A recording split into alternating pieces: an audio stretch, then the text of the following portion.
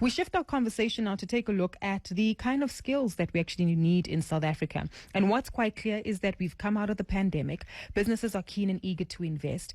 The landscape is seeing some mergers and acquisitions, but ultimately, a business is not a business without its people. And South African businesses in particular are desperate for skilled workers and will have to sweeten up their offers in order to get them. To tell us more, we join on the line by Marisa Jacobs, Managing Director of Visa and Expatriate Services firm at Xpat. Marisa, thank you so much for your time this evening. Hi, good evening. Thank you for having me. Fantastic. As you highlight in one of your most recent reports and articles is the fact that South African businesses are desperate for skills. I'm not too surprised by this, right? Because we know that we have an underskilled workforce. It's been difficult to find employment for a large number of them. And the truth is the international market has proven to be a lot more desirable for some skilled workers in South Africa. But unpack this dynamic for us further. Yeah, I mean, absolutely. And it's not we must be careful to say that it's a South Africa thing because it's not unique to South Africa. We're seeing a global skills shortage. If you read articles from around the world, everyone is complaining about shortage of skills. The demand for highly skilled workers is just far outweighing the supply, and there's a global fight for skills. So as South African employers, we have a very desirable workforce internationally.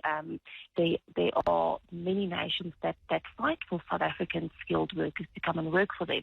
So it's a double-edged sword. We're hemorrhaging skills on the one hand, and then on the other hand, we are competing globally to bring international skills in. So it's a very tough space to be an employer at the moment looking for skills. I can imagine. And I'm keen to understand why we're struggling. Is it because majority of these skills are actually moving abroad?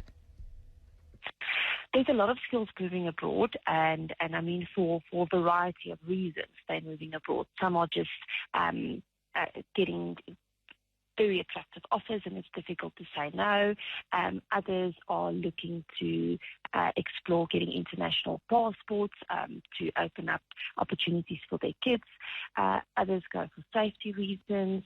So there's a variety of reasons why people are leaving.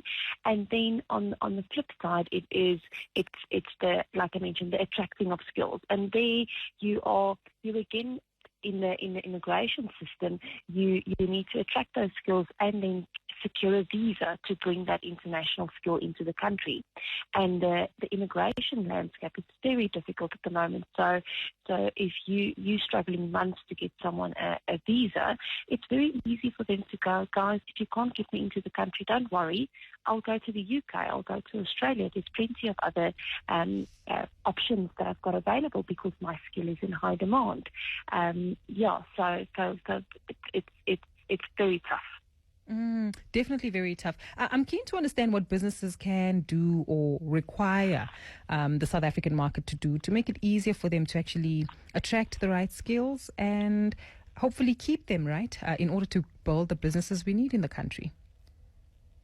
Yeah, it's the age-old attracting and retaining skills that your previous speaker was also alluded to. I think I'm an immigration professional, so for me, I deal day to day with multinationals and large corporates who are desperately looking for skills. They look for them locally. If they're unable to find them locally, they expand their search and look internationally. And then when they finally do find the right skill, your next step is to go through that visa process. And I think the South Africa, I mean, there's been a lot of movement lately where we've now, for the first time since 2014, have a new critical skills list that's been updated. It's been fine-tuned, if I can say that. The list has gotten smaller, but way more relevant to the times. A lot of research went into the list. It's very relevant for the job market at the moment. We've seen a lot of marketing skills added on there, a lot of finance skills added on there, which through the survey that we run annually on critical skills, we've seen an increase in the demand for those skills over the last few years. So it's great to see legislation responding to the research and to what employers are asking for. So that bodes positively. On the other hand, we've seen a lot of challenges within the immigration space, where the department was looking to centralize the adjudication. The intention was noble. They were trying to get consistency, root out any corruption around the immigration system, but it created a massive backlog. So at the moment, it is extremely difficult to get a visa.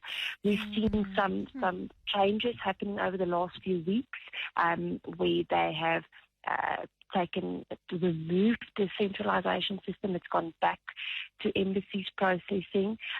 We've seen the new critical skills list come into effect earlier in the year, and the system is starting to get used to that list. We've ironed out some of the wrinkles.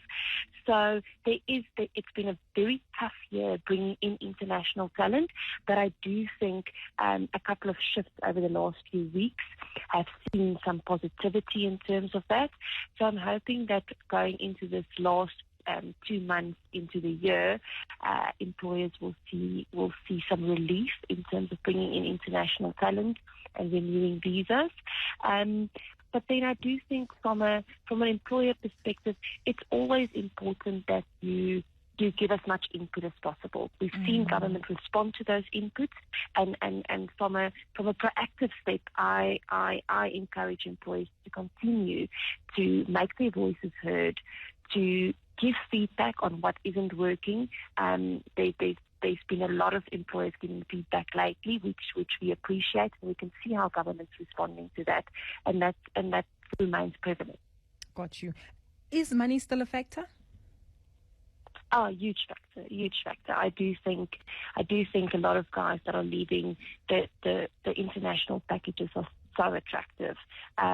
It's very attractive to earn in hard currency when the rand is weak. So yes, money is a big factor. Got you. Thank you so much for that. We'll have to leave it there for today. But sure, as you say, it's not just one solution to actually help businesses in attracting the right talent, but less red tape. Visa flexibilities, and of course making sure that we're able to keep them here and even share some of those skills with our local talent here in South Africa. Marisa, your time is greatly appreciated this evening. Thank you. I really appreciate it. Awesome. That's the Managing Director of Xpatweb, Marisa Jacobs, giving us some insight as to how South African businesses might be able to sweeten their offers in order to get skilled workers in South Africa. Not a phenomenon unique to our country, but really the world over, where everyone is looking to scurry around for adequate talent to lead and head up their organizations.